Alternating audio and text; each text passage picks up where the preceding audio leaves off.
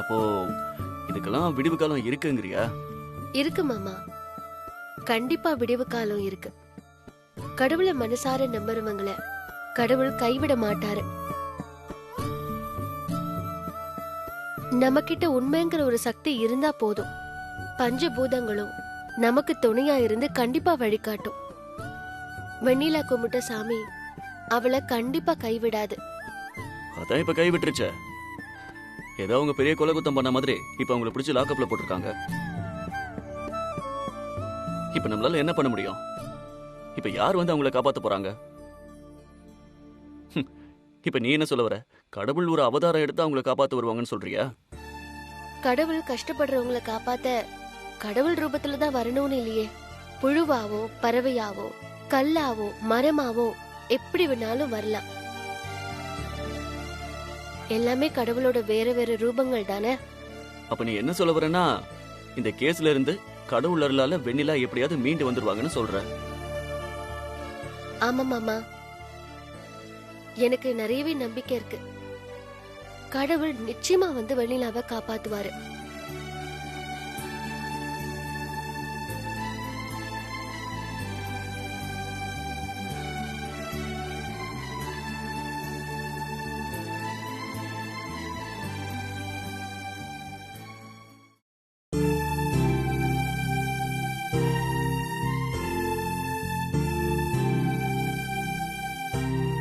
இப்படி ஒரு சந்தேக கேஸ்ல கொண்டு வந்தே என்ன உள்ள தள்ளிட்டாங்கம்மா. நான் என்ன பண்றது? இதுக்கெல்லாம் ஒரு விடிவு காலமே பிறக்காதா? காலு ஓயாத வலியா இருக்குமா. இப்பதான் வலி கொஞ்சம் குறைஞ்சிருக்கு.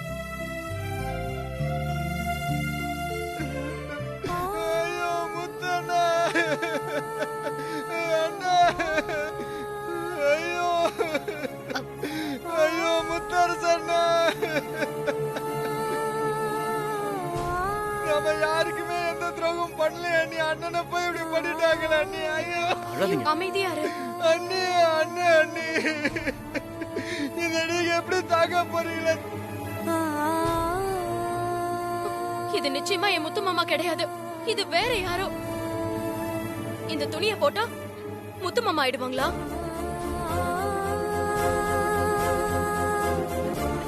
ஏன் முத்து மாமாவை எனக்கு தெரியாது. நான் ஏமாறணும் துடிக்கணுங்கிறதுக்காகவே முத்து மாமா போட்டிருந்த ட்ரெஸ்ஸ போட்டு என்னை ஏமாத்திருக்காங்க. முத்து மாமா நீ எங்க இருக்க, எப்படி இருக்க, உன்னை எப்படி கண்டுபிடிக்க போறேன்னு தெரியலையே.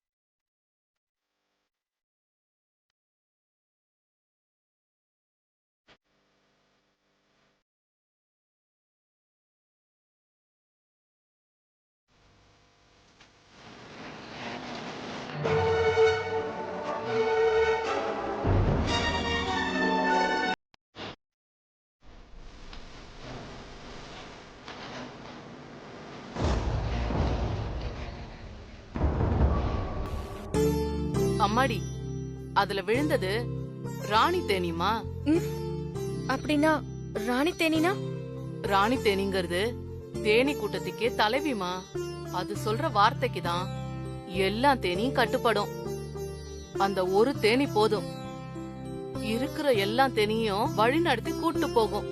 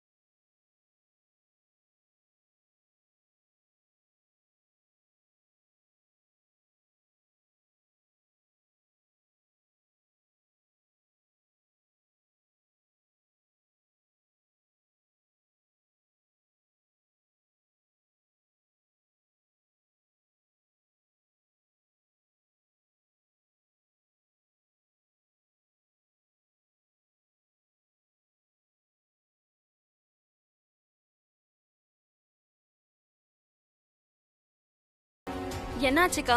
எல்லாருக்குமே ஃபோன் பண்றேன், என்னதான் பண்றாங்கன்னு தெரியல. நாம இங்க பதட்டமா இருப்போம்னு தெரியும்ல. வெண்ணிலாவுக்கு என்ன ஆச்சுன்னு தெரியல.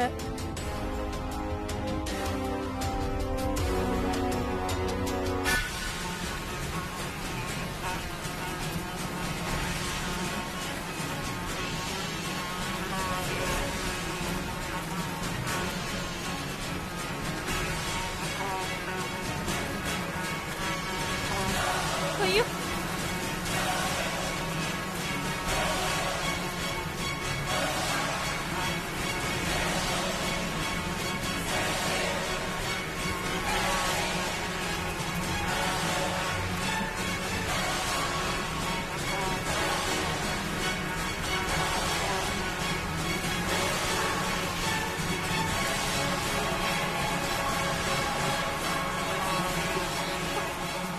ஐயோ, என்னப்பா இது? அவ்வளவு தேனியும் மொத்தமா வீட்டுக்குள்ள போகுது. அட கடவுளே, நல்ல வேலைப்பா, குழந்தைங்க எல்லாம் இருக்கு, கடிக்கல. அக்கா, என்ன இவ்வளவு தேனிங்க போகுது?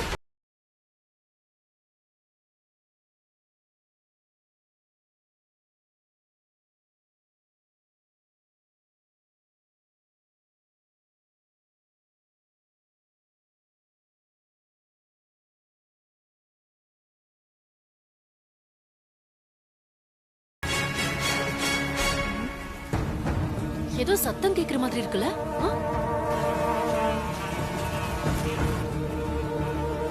அண்ணி, என்ன சத்தம்? என்னன்னு போய் பாருங்க.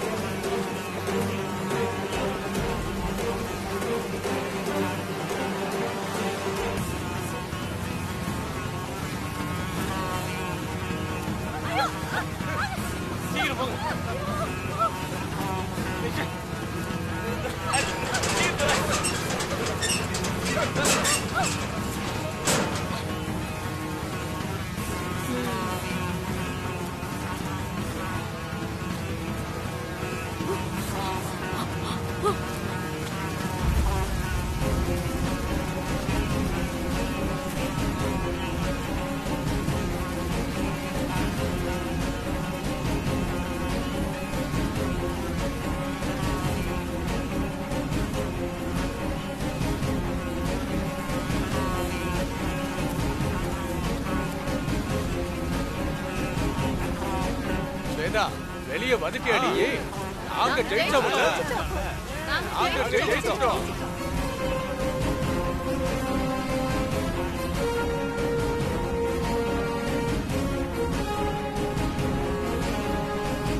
என்ன ஸ்வேதா ஏதோ பேசுன? வெண்ணிலாவுக்கு துணையா யார் இருப்பா? இந்த மக்கள் இருப்பாங்களா தெய்வம் இருப்பாங்களான்னு கேட்டல்ல. மக்களும் அவ பக்கம்தான், அந்த தெய்வமும் அவ பக்கம்தான். இப்ப உனக்கு புரிஞ்சிருக்குமே. அதனாலதான் அந்த தெய்வமே உன்னை இப்படி அடிச்சு வெளில துரத்தி விட்டுருக்கு.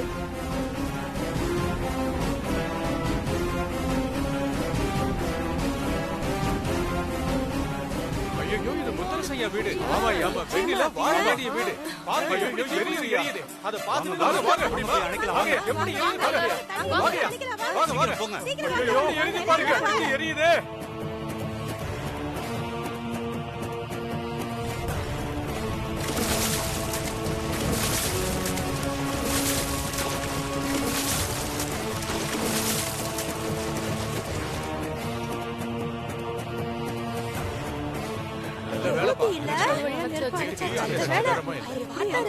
தீய அணைக்க முடிஞ்சது.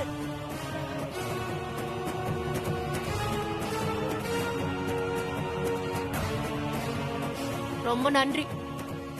எல்லாரும் சேர்ந்து தீ அணைச்சு கொடுத்துருக்கீங்க. மறுபடியும் எல்லாரும் நடைய கட்டுங்க. நாங்க உள்ள போறோம். ரொம்ப சவுடால பேசுனீங்க. இப்ப என்னாச்சு? இப்பவாவது தெரிஞ்சுக்கோங்க சாமி யாரு பக்கம்னு.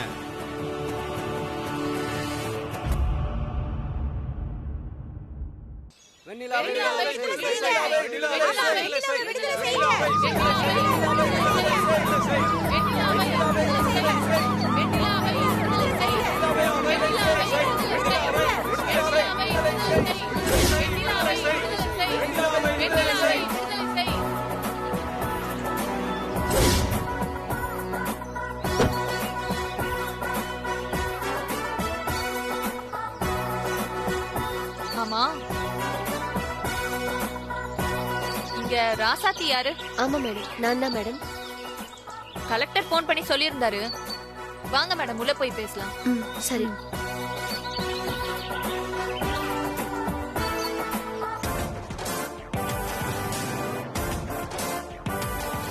வணக்கம் மேடம். என்ன பிரச்சனைங்க? நான் சொல்றேன் மேடம். சொல்லுங்க மேடம். ப்ளீஸ் கொஞ்சம் அமைதியா இருங்க. அவங்க என்ன சொல்றாங்கன்னு கேட்போம். நீங்க சொல்லுங்க. இந்த ஊர்ல முத்தரசன்கிறவரு மிகப்பெரிய மனிதர். அவரோட முறை பொண்ணு முத்தரசன் சார கடத்தி வச்சிருக்காங்க. அவரை மிரட்டி இருக்கிற சொத்தை பூரா வெத்து பேப்பர்ல கையெழுத்து வாங்கி எழுதிக்கிட்டாங்க. இப்போ முத்தரசன் சார் எங்க இருக்காருன்னு தெரிய மாட்டேங்குது. தாம் புருஷனை மீட்டெடுக்கிறதுக்காக முத்தரசன் மனைவி வெண்ணிலா அரை போராட்டத்துல ஈடுபட்டாங்க. அப்படி நடந்தப்போ ஒரு சின்ன பிரச்சனை நடந்துருச்சு. அவங்க கணவர் இறந்துட்டாங்கன்னு ஸ்வேதா ஒரு பொய்யான தகவல் கொடுத்துட்டாங்க. அத பார்த்த கோவத்துல வெண்ணிலா அருவாளை கையில எடுத்துட்டாங்க. அத இவர் கண்ணால பார்த்ததும் என்ன ஏதுன்னு தீர விசாரிக்காம இன்ஸ்பெக்டர் அவங்க மேல ஏதோ குற்றவாளி மாதிரி எஃப்ஐஆர் ஃபைல் பண்ணிட்டாரு. ரொம்ப ரூடா வேற நடந்துக்கிறாரு மேடம். நாங்க என்ன சொன்னாலும் அவர் காதுலயே வாங்கிக்க மாட்டேங்கிறாரு. நீங்க முத்தரசன் சொல்றீங்களே, அவர் படூரை சேர்ந்தவரா? ஆமா மேடம். ஆமா மேடம். உங்களுக்கு அவர் தெரியுமா? தெரியும். அவரோட மிஸ்ஸஸ் தானே லாக்அப்ல இருக்காங்க. ஆமா மேடம், முத்தரசனோட தம்பி தான் மேடம் நான். அப்படியா? ஓகே, லாக்அப்பை தரங்க, நான் உங்களை பார்க்கணும். கான்ஸ்டபிள், அந்த லாக்கப் ஓபன் பண்ணுங்க. வாங்க மேடம்.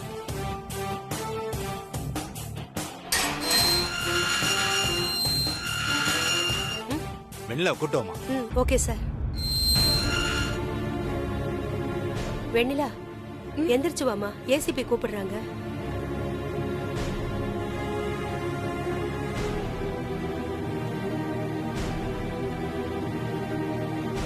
வெண்ணிலாமா, என்ன தெரியுதுங்களா?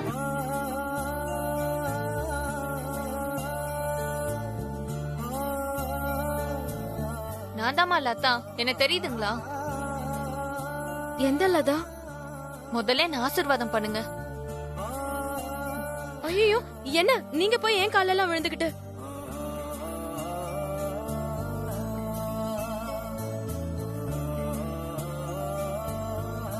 நான் வேணா மத்தவங்களுக்கு ஏசிபியா இருக்கலாம், ஆனா நான் உங்களுக்கு லதா தாம்மா. நான் உங்க செங்கல் சூளையில வேலை பார்த்த மாரியம்மா பொண்ணு லதா தாம்மா. +2ல நல்ல மார்க் எடுத்திருந்தேன். மேல் படிப்பு படிக்கிறதுக்காக நான் பணம் இல்லாம தவிச்சேன். அந்த நேரத்துல உங்க வீட்ல நீலாம்பரி அம்மா எதிர்த்தாங்க. அதையும் மீறி நீங்களும் முத்தரசு ஐயாவும் அவங்க கவனத்துக்கு வராம எனக்கு பணம் கொடுத்து என்ன நல்லபடியா மேல் படிப்பு படிக்க வச்சிங்க. மாரியம்மா மக தானே, பரவாயில்ல. ஆமாமா, அன்னைக்கு நீங்க எடுத்த முடிவுதான் நான் இப்படி ஒரு நிலைமையில இருக்கிறதுக்கு காரணம். உண்மையிலேயே உங்களை நான் இப்படி ஒரு நிலைமையில பாப்பேன்னு நான் சத்தியமா எதிர்பார்க்கவே இல்லம்மா. ஆனா ஒண்ணுமா, இப்படி நான் ஒரு பதவியில இருக்கிறதும் ஒரு நல்ல விஷயம்தாம்மா.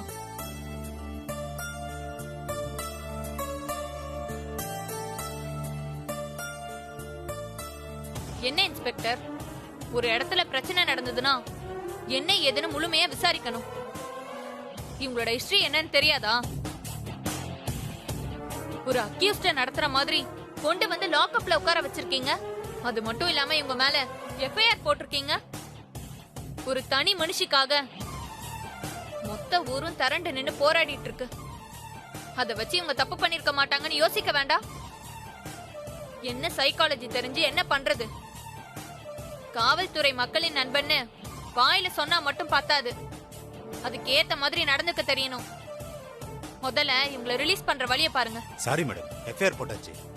அதான் தெரியுமே. சரி சரி, நான் என் சொந்த ஜாமீன்ல எடுக்கிறேன். ரிப்போர்ட் ரெடி பண்ணுங்க. Okay madam. வாங்கம்மா போலாம்.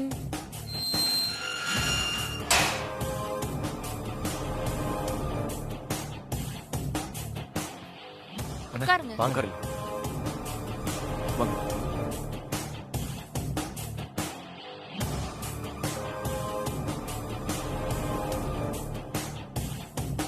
மேடம் இந்தாங்க மேடம்.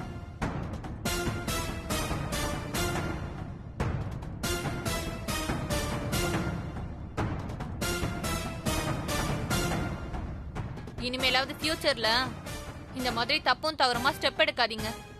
1க்கு 4 தடவை விசாரிச்சு நிதானமா பண்றதுல தப்பே இல்ல, புரியுதா? புரியுது மேடம். போலாமா? சரிங்க மேடம், போலாம்.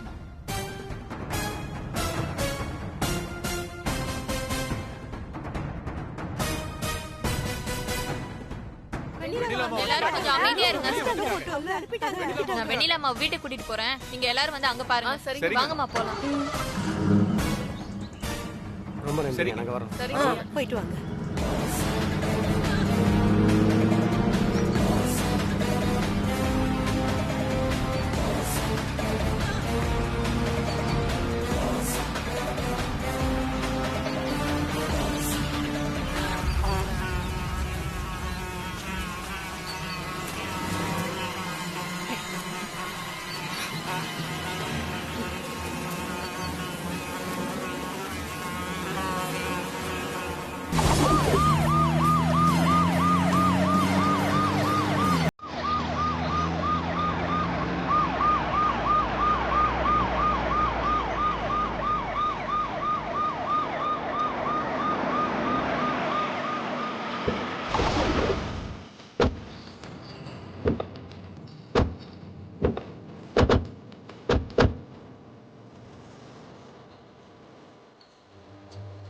என்ன போலீஸ்லாம் வராங்க?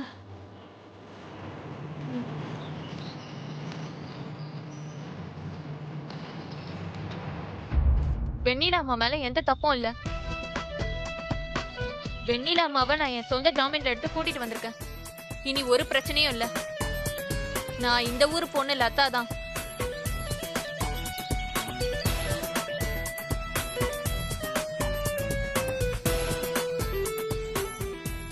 எப்படி நடந்துச்சு? எவ்வளவோ கஷ்டப்பட்டு அவளை தூக்கி உள்ள வச்சா மறுபடியும் வெளியில வந்துட்டா எல்லாமே அவளுக்கு சாதகமாவே நடக்குதே. நீங்க வீட்டுக்குள்ள போங்கம்மா.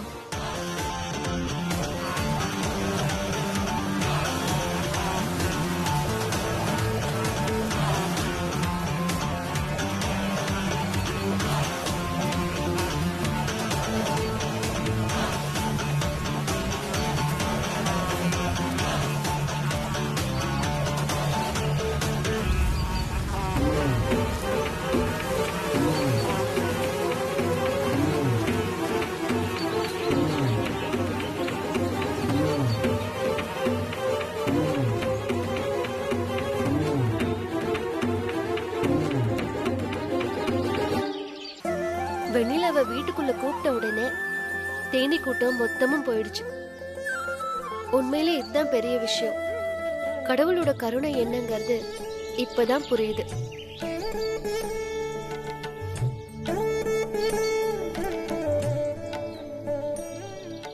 என்னம்மா யோசிக்கிறீங்க? போங்கம்மா. யார் வீட்டுக்குள்ள கூப்பிடுறது? எதுக்காக வெண்ணிலாவை என் வீட்டுக்குள்ள கூட்டிட்டு வர பாக்குறீங்க? ஹலோ ஹலோ ஸ்வேதா மேடம், யாரும் புது ஆளுலாம் நினைச்சு பேச வேண்டாம்.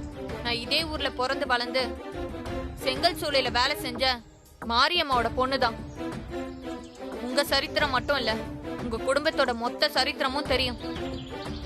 நான் இந்த வீட்டுல இருக்கிற எல்லாருக்குமே ரொம்ப ரொம்ப கடமைப்பட்டவ. புரியுதா? மா, இது உங்க வீடுதான், அதுல எந்த மாற்றமும் இல்ல. நீங்க உள்ள போங்கம்மா. யாரு தடுக்கிறாங்க நான் பாக்குறேன்.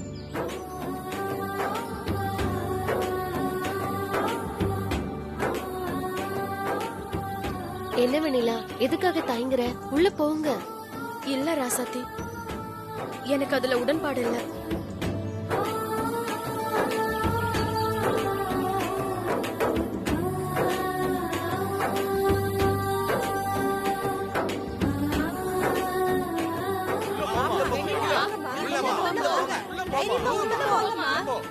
தங்கச்சி, அதான் எல்லாம் சொல்றாங்கல்ல, ஏன் வெளியிலே நிக்கிற? உள்ள போ. ஏங்க இவ்வளவு தூரம் சொல்றாங்கல்ல, நீங்க போங்க. நீங்க உள்ள போங்க, பாத்துக்கலாம் நாம. இல்ல இல்ல, என் முத்து மாமா இல்லாத வீட்டுக்குள்ள போறதுக்கு எனக்கு சுத்தமா விருப்பம் இல்ல.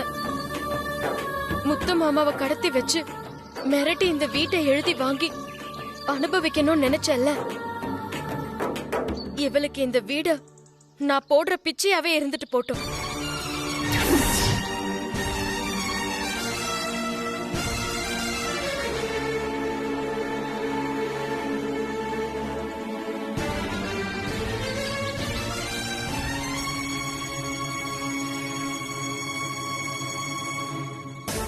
அப்படி சொல்லு வெண்ணிலா. அவளுக்கு உயிர் பிச்சை கொடுத்த, இப்ப இந்த வீட்டையே பிச்சையா போடுற. இதை விட அவளை வேற எப்படியும் அசிங்கப்படுத்த முடியாது.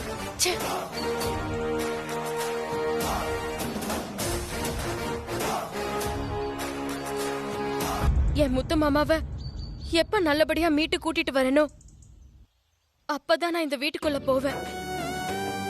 அது வரைக்கும் இந்த வீட்டுக்குள்ள போறதுக்கு எனக்கு சுத்தமா விருப்பம் இல்ல. இது தப்பான முடிவு வெண்ணிலா. சொன்னா கேளு. எதுவா இருந்தாலும் வீட்டுக்குள்ள போய் பேசிக்கலாம். உள்ள போலாம்.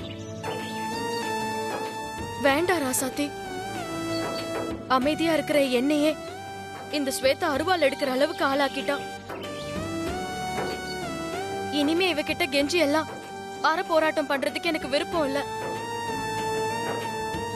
இவகிட்ட இருந்து என் முத்து மாமாவை எப்படி மீட்கிறதுன்னு எனக்கு தெரியும். ரொம்ப சந்தோஷம். சாது மரண்டா காடு கொள்ளாதுன்னு சொல்லுவாங்க. உங்களோட கோபத்துல இருக்கிற உண்மை எனக்கு புரியுது. ஆனா புரிய வேண்டிய உங்களுக்கு புரிய மாட்டேங்குது. என்ன பண்றது? ரொம்ப சந்தோஷம் இல்லதா. இங்க பாரு, நீ உன்னோட திறமையாலையும் நீ படிச்ச படிப்பாலையும் தான் முன்னேறி இவ்வளவு தூரத்துக்கு வந்திருக்க. என்னை இவ்வளவு தூரம் மறுபடியும் மீட்டு கொண்டு வந்ததே போதும்.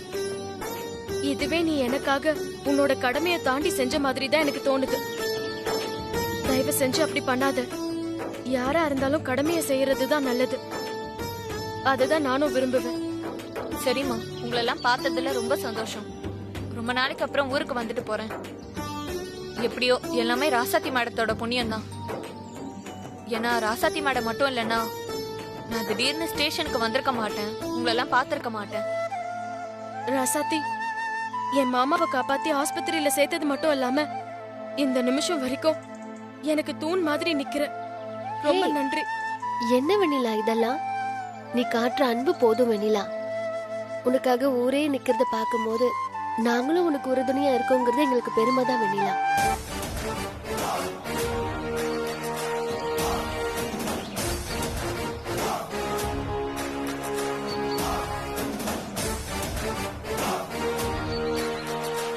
வெண்ணிலா மேடம் சொல்றதுனாலதான் இந்த நிமிஷம் உங்களை விட்டுட்டு போறேன்.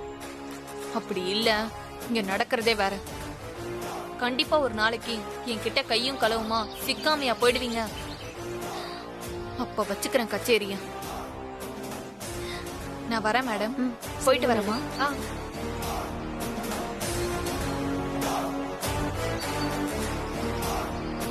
ஸ்வேதா ஒரு வெண்ணிலாவுக்கு ஒண்ணுன்னா ஊர் மக்கள் மொத்தமும் திரண்டு வந்துருச்சு.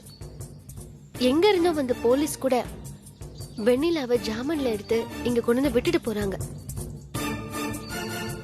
அவளை பார்த்து போட்ட பிச்சை தான் இது. அது உனக்கு புரியுதா?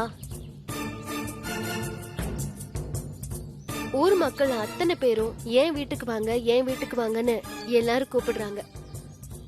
வேளை வேலைக்கு சாப்பாடு கொண்டு வந்து குடுக்கறாங்க. ஆனா நீ வீட்டை விட்டு வந்தா கல்லாலி அடிச்சு விரட்டுவாங்க. அதுக்கப்புறம் உனக்கு எப்பவுமே நடு ரோடு தான் நிரந்தரும். புரியுதா? அதனால இனிமேலாவது மனுஷன் நடந்துக்கு பாரு. ராசாத்தி, இவகிட்ட என்ன பேச்சு? என் முத்து மாமாவை மீட்கிறது எப்படின்னு எனக்கு தெரியும். வா நம்ம போலாம்.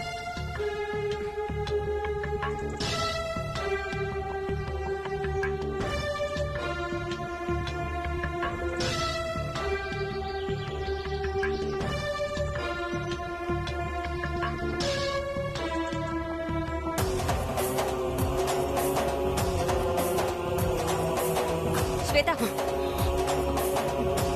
ஸ்வேதா, எனக்கு அப்படியே செத்துடலாம் போல இருக்கு. என்ன ஸ்வேதா, எதுக்கு இந்த மாதிரி அபசகுணமா பேசுற? பின்ன என்ன சுத்தி எல்லாமே அபசகுணமா நடக்கும்போது நான் மட்டும் எப்படி பேசாம இருக்க முடியும்? ஏன் ஸ்வேதா இப்படி வெறி பிடிச்ச மாதிரி நடந்துக்கிற? நான் அந்த வெண்ணிலாவை ஜெயிக்கணும்னு நினைச்சு எவ்வளவு விஷயம் பண்ண. ஆனா கடைசியில ஊர் முன்னால அசிங்கப்பட்டது மட்டும்தான் மிச்சம். இப்ப என்னடானா இந்த வீட்டை அவ என்னவோ எனக்கு பிச்சை போடுறாளாம். பிச்சை. ஏற்கனவே உனக்கு உயிர் பிச்சை போட்டேன்னு சொல்லி என்ன அசிங்கப்படுத்தினா அவமானப்படுத்தினா. அந்த வெறியில தான் நான் இப்படி எல்லாம் பண்ணிட்டு இருக்கேன். கடைசியில என்னடானா இந்த வீட்டையும் அவ எனக்கு பிச்சை போடுறாளா? வெண்ணிலா, உன்கிட்ட பிச்சை வாங்குற அளவுக்கு நான் ஒன்னும் மட்டமா போயில்ல. எந்த அவமானத்துக்கும் சேர்த்து சேர்த்து நான் உனக்கு பதிலடி கொடுப்பேன். உன்னை மொத்தமா நிம்மதி இழக்க வச்சு தவிச்சு தண்ணி குடிக்க வைப்பேன். அப்ப புரியும் உனக்கு இந்த ஸ்வேதா யாருன்னு. விடமாட்டேன். உன்னை நான் விடவே மாட்டேன்.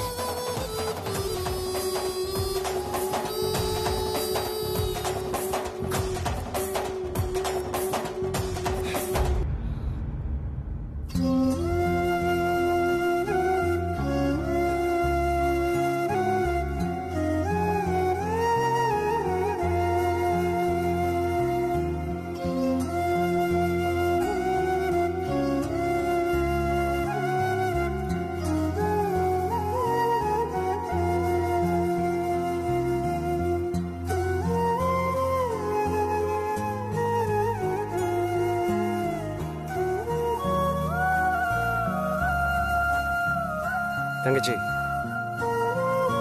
இன்னும் எத்தனை நாளைக்கு தான் இந்த அறப்போராட்டம் அது இதுன்னு பண்ணிட்டு இருக்க போறேன்? இதெல்லாம் பண்ணி எந்த பிரயோஜனம் இல்லைம்மா. அவள் இதுக்கெல்லாம் மசிய மாட்டான். நீ அவளை வெட்ட போனதுக்கு அப்புறம் எவ்வளோ தினவாட்டம் நடந்து போன தெரியுமாவா? அவகிட்ட போய் அறப்போராட்டம் அது இதுன்னுட்டு அவளை அடிக்கணும். அடிச்சாதான் அவள் கேட்பா. நீ இப்படி அமைதியாக இருந்தன்னா முத்தரசனை பார்க்க முடியாம போயிருமா? ஆமா அண்ணி, ஊரே உங்க பின்னாடி இருக்கு. இப்ப பத்தாக்குறைக்கு போலீஸும் நமக்கு சாதகமா இருக்கு. எதுக்காக இனி நாம அமைதியா இருக்கணும்? வெண்ணிலா, நாம ஒரு போராட்டத்தை கையில எடுக்கிறோம்னா எதிரில இருக்கிறவங்களுக்கு கொஞ்சமாவது அது சலனத்தை உண்டாக்கணும். ஆனா ஸ்வேதா இந்த நிமிஷம் வரைக்கும் கல்லு மாதிரி இல்ல இருக்கா.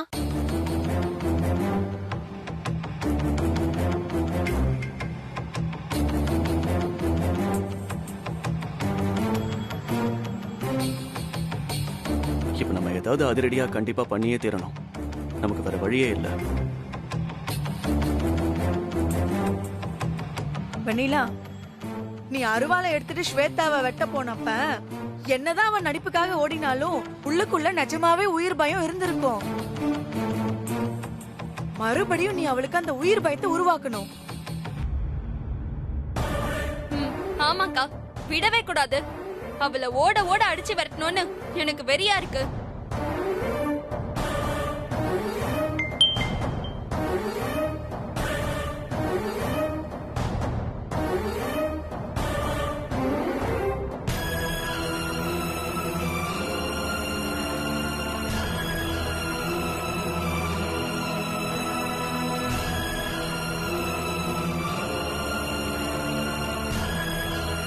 மாமா, முத்தரச மாமா. முத்து மாமா கேக்கல. முத்து மாமா, அண்ணி, முத்து மாமா. என்னாச்சு அண்ணி? யார் போன்ல? கொஞ்சம் சத்தமா சொல்லுங்க. ஓ, தண்ணியா? டேய், தண்ணியாண்டா, எடுங்கடா. ஐயோ ஐயோ.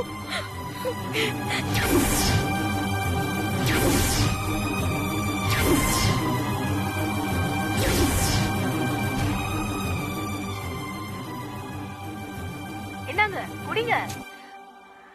ஐயோ,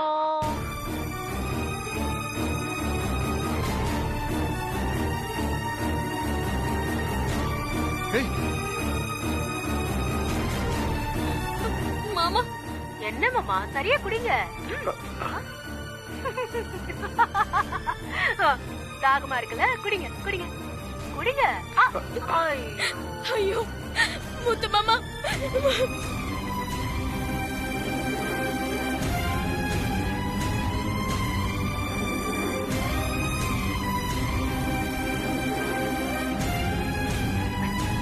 என்னங்க, குடிங்க. எட்ட மாட்டீங்கதா? பாவம்.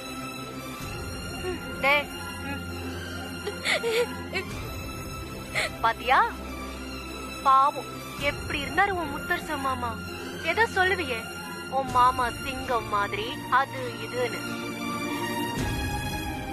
அந்த சிங்கத்தை அப்படியே அடக்கி ஒடுக்கி ஒரு வாய் தண்ணிக்கு அலையிற மாதிரி பண்ணிட்டேன் பாத்தியா. பாவம், என் கையால தண்ணி குடிக்கணும்னு ஆசைப்பட்டு தண்ணி குடு தண்ணி குடுன்னு கெஞ்சறாரு.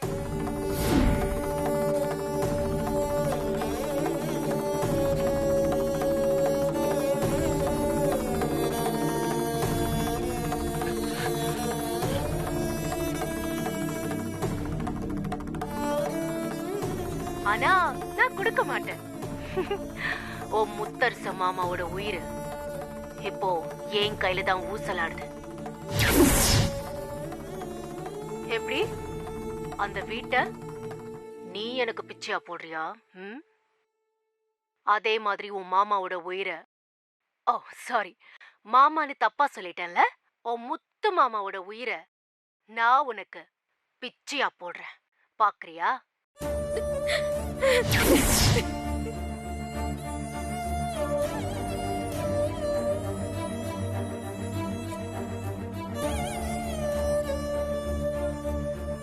என்கிட்ட இனிமே இந்த மாதிரி சேட்டையெல்லாம் காமிச்ச, அதுக்கப்புறம் அவ்வளவுதான்.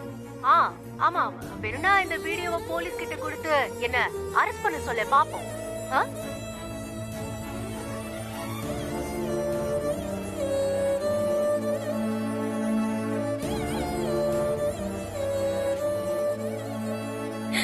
ஆமா வனிலாக்கா, இந்த வீடியோவை போலீஸ் கிட்ட புடிச்சு கொடுத்துடலாம் அவளை.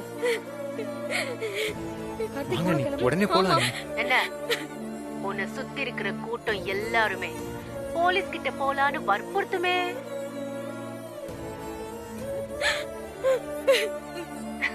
ரைட், தைரியமா அவங்க சொல்ற மாதிரி போலீஸ் கிட்ட கொண்டு போய் தைரியமா கொடு. ஆனா அவங்க எல்லாம் இந்த இடத்தை தேடி இங்க வரத்துக்குள்ள உன் முத்து மாமா உடம்பு மட்டும்தான் உனக்கு கிடைக்கும். பாவம், அதுல உயிர் இருக்காது.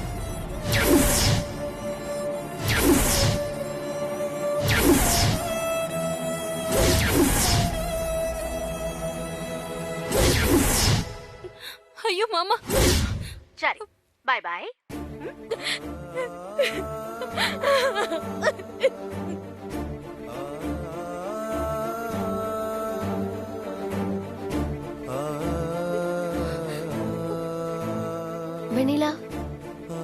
சொல்றதுக்காக நாம யோசிக்க வேண்டாம் வெண்ணிலா.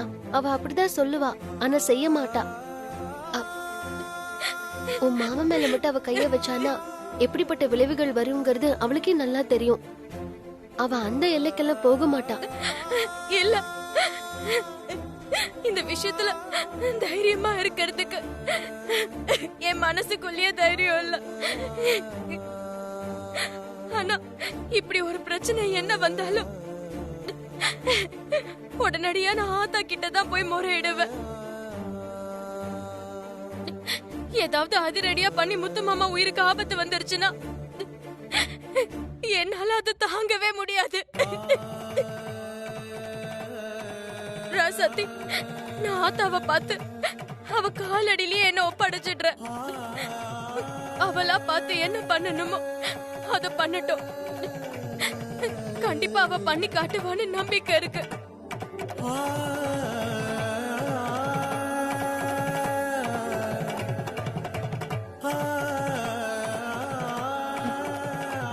சரி வா, நான் உன்னை கோயிலுக்கு கூட்டிட்டு போறேன். நாங்க கோயிலுக்கு போயிட்டு வந்துடுறோம்.